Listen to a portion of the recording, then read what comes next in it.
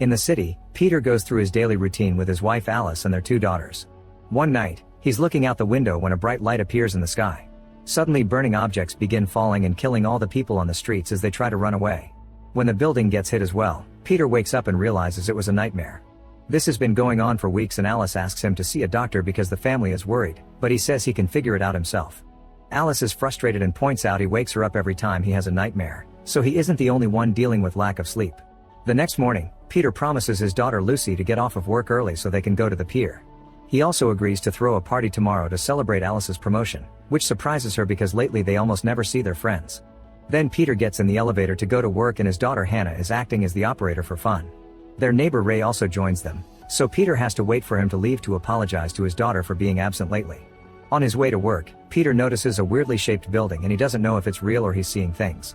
At the factory, he's in the middle of handling some equipment when one of his hands starts shaking.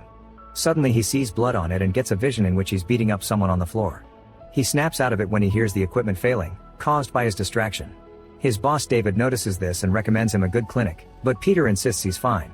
However, he does take the chance to ask if he can leave early and David agrees in exchange for Peter promising he'll go to the clinic. Meanwhile, Alice is doing great at work and her boss wants to bring her into another project, but she turns it down so she can leave early and be with her family. After getting the clinic's phone number from David, Peter starts getting ready to leave. He notices a light flickering on the desk and suddenly more visions take over his mind.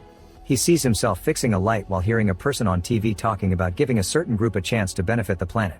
However, another person says they have no rights and that they'll rise up against humanity.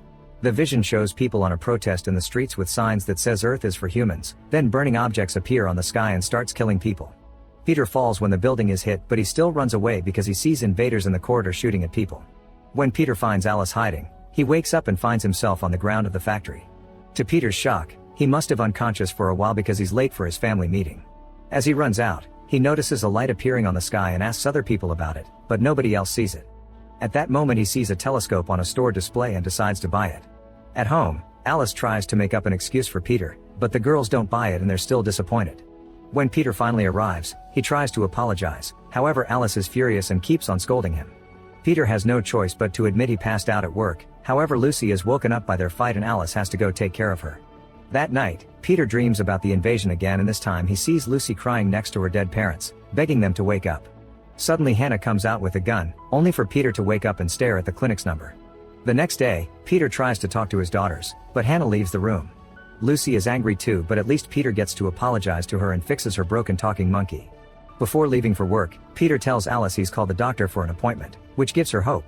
Later at the clinic, Peter meets a fellow patient, who reveals that he's having the same visions. The guy believes something big is coming and that the people in the clinic erase their thoughts to stop society from going into chaos. Then the man leaves for his appointment and Peter starts having visions again. He sees the city destroyed and a group of armed survivors being guided by David, who offers the factory as a base. Starting to understand the other patient, Peter decides to leave the clinic without seeing the doctor.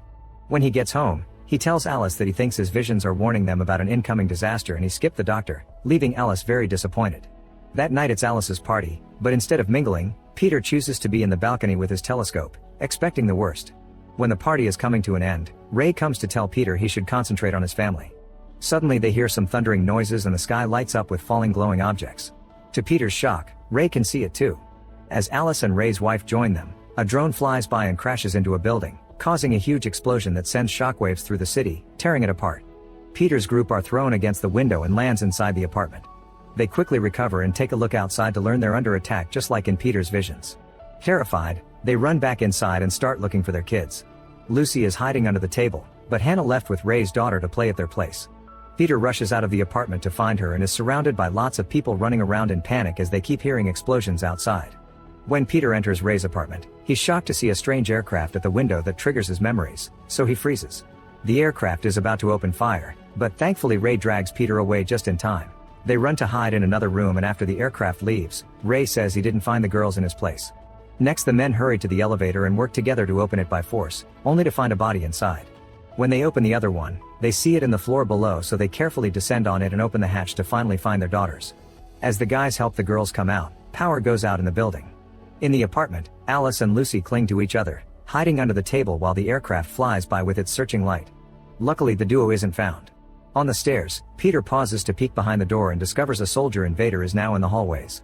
They immediately rush upstairs and each family returns to their own apartment.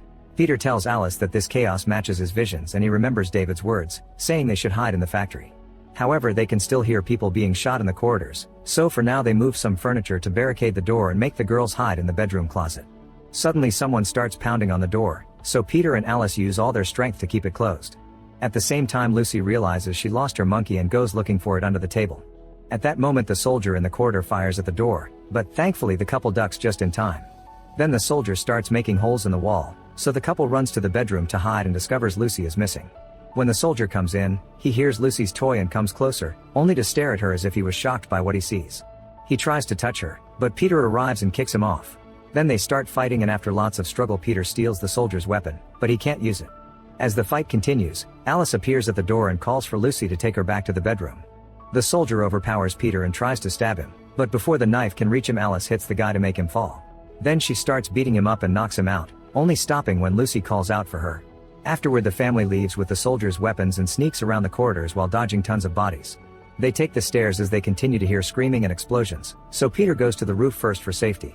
Suddenly he's attacked by someone, but he dodges just in time and notices it's Ray. Both families reunite and they stare at the city, which is burning down while the aircraft search the area with their lights. An aircraft suddenly destroys the neighboring building and Peter's group immediately hides to avoid being seen. The aircraft leaves after finding nobody and the group agrees they can't stay there, so they climb into the glass cleaner's lift. They barely go down a few floors before one of the supports breaks, forcing them to enter an apartment through a window. The lift falls right after the last person climbs out of it. Meanwhile the soldier wakes up and activates the tracker on his gun to look for the survivors. At the new apartment Peter examines the gun and discovers it's got a biometric trigger which can only be shot by its owner. The group discusses what to do and Peter once again brings up the factory, saying it was built as a fortress. There are soldiers still on the streets though, so Alice tells them about a tunnel a few blocks from there that could take them directly to the factory. At that moment the invaders shoot at the apartment and everyone is knocked down by the explosion. Alice runs to protect her girls but Ray's daughter runs to look for her dad, who is already dead. Her mother catches her before she can fall into a crater on the ground and the aircraft appears again, opening fire. Peter drags his family out of the apartment while hearing how Ray's wife and daughter get killed. In the hallway, Peter's family sees two more soldiers and hide behind a wall. Peter grabs some wires from the floor and uses it to mess with the gun, bypassing its biometric authentication. When the soldiers get closer, Peter manages to quickly shoot them down in quick succession. Then the family leaves the building, finding the streets full of debris and flames. They can see more soldiers bringing out people to kill them and they rush to hide as the massacre continues. At that moment a bunch of armed locals open fire on the soldiers, starting a gunfight that quickly ends when an aircraft kills them all from above. In the apartment building, the soldier from before finds his teammates dead. He immediately leaves and keeps on following the tracker on his gun. Back to the family, they run through dark areas until they make it to the tunnel. Peter goes first to open it, then Alice sends Hannah who goes down quickly. Next is Lucy, who freezes when she sees an aircraft approaching. Alice jumps in to pick her up and starts running toward the tunnel as the aircraft opens fire. The family gets inside just in time for the explosion to hit the entrance and more debris falls. The emergency lights are still working and Alice discovers she has a severe wound on her abdomen. Peter helps her walk but after some moments of wandering through the tunnels, Alice is too weak to keep going and Peter puts her down so she can rest. At that moment the soldier from before shows up and Lucy warns Peter just in time so he can defend himself from the attack. Another fight starts and in the struggle Peter breaks a pipe, filling the tunnel with smoke. Peter keeps on firing even though he can't see the soldier, who suddenly jumps out of the smoke to attack again. As the soldier tries to take his gun back, Peter picks up a brick and starts beating the guy up with it until he breaks the helmet. Then Peter demands to know why they're attacking, so the soldier takes off his helmet and everyone is shocked to see a young human named Miles, who refuses to answer any questions. Suddenly the girls cry because Alice has passed out, so Peter holds Miles at gunpoint and makes him carry his wife.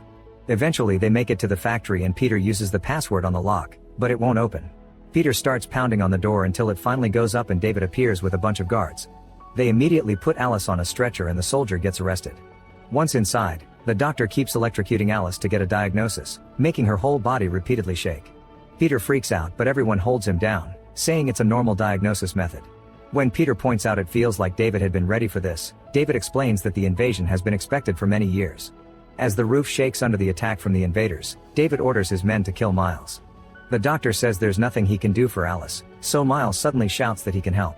At first Peter thinks the guy is lying to be spared, but he looks at his dying wife and is desperate enough to let him try. The shelter keeps on shaking and David announces an evacuation, mentioning he has transport in a lower tunnel. Peter tells his daughters to leave with David while he helps their mom. Afterward, Peter and Miles take Alice into another room and Miles starts cutting Alice without any kindness, which makes Peter angry again. Miles opens up Alice's skin and reveals a bunch of mechanical parts with the bullet stuck in them. Peter freaks out and Miles realizes he doesn't know what they truly are. He explains Alice needs an alternate source of power and Peter can provide it, so he gives him instructions on how to access himself. Peter uses a knife and is shocked not to feel any pain at all as his skin opens up, revealing he also has mechanical parts and artificial organs. Miles warns him that if this doesn't work they'll both die, but Peter tells him to do it anyway. As Miles connects Peter to Alice, Peter passes out and sees the visions again. It turns out they don't predict the future, they're actually memories from the past.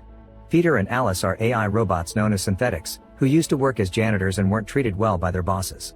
The humans created all synthetics to serve them, but their numbers were rising and people started to argue if synthetics deserved rights too. Protests took over the streets, claiming that synthetics were stealing their jobs and Earth was for humans. Eventually humanity got tired of synthetics and started a war against them, opening fire on a normal afternoon to kill them all. Peter hid with Alice and when a human almost found them, Peter quickly knocked him out. Then he took his gun and shot at more incoming human soldiers. The first human woke up and tried to capture Alice, so Peter started beating him up until he was truly dead. At that moment more synthetics showed up and Peter gave them the weapons from the soldiers so they could defend themselves. Since synthetics were advanced and hard to kill, the humans had to give up and left Earth to start a new society on Mars. In the city, a group of synthetics patrolled the streets to check the damage, revealing that all of Peter's co-workers and neighbors were also artificial. David was sure humans would come back for more and started preparing the factory as a base for the future. Alice found Lucy and Hannah crying for their dead parents. The girls were both synthetics who had been adopted by humans. Hannah pointed a gun at them, but the couple explained they were synthetics too and Peter hugged her. That day they adopted the girls. Afterward the synthetics started rebuilding the city and lived a normal life with the rights they always wanted. Some synthetics wanted to forget about the war and the guilt of killing, so they wiped their memories to forget everything, including their own nature. David and his team kept it so they could protect everyone in the future. Sometimes synthetics would get glimpses of their memories back, so they would be sent to the clinic to erase them again. In the present, Peter wakes up and notices the connection, discovering Alice has survived. He wonders why Miles is helping them, so the guy explains the war happened to his grandfather's generation many years ago. On Mars he had been thought that synthetics are horrible creatures that love to kill, but when he landed on Earth he was shocked to see normal families just trying to live their lives. At that moment Alice wakes up and because of the connection, she got her memories back as well. Meanwhile all the survivors are going through the other tunnel and find a train waiting for them. However Lucy refuses to leave without her parents and Hannah sits with her to wait. At the main entrance, the roof breaks and the humans open fire on the synthetic guards, who try their best to defend the factory while getting killed one by one. Back to Miles, he closes up the couple's wounds and lets them go, refusing to fight.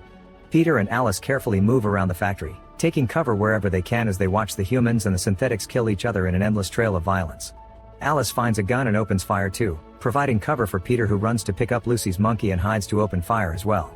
Downstairs, David brings the last survivors and closes the door, causing the sisters to protest. Feeling bad, David opens it again. The sisters don't want to get in the train, so David and his men have to take them by force. As soon as they have an opening, Peter and Alice go down the tunnel and the soldiers follow them. The couple locks the door behind them and starts running, noticing the train is leaving without them. Thankfully the driver hears their yelling and stops the vehicle, allowing the sisters to reunite with their parents. At that moment the soldiers blow up the door so David opens fire, buying enough time for him and the family to get in the train. The transport takes off and the local synthetics finally get to escape. A weapon at the end of the train makes sure to keep on shooting to stop the soldiers from following them, and a gate closes after they go through. Sometime later, the train crosses a bridge over the sea, and that bridge is destroyed after they pass through so nobody can know the location where the synthetics will be starting a new life. Make sure to subscribe and turn on notifications so you can watch more videos like this. Thanks for watching.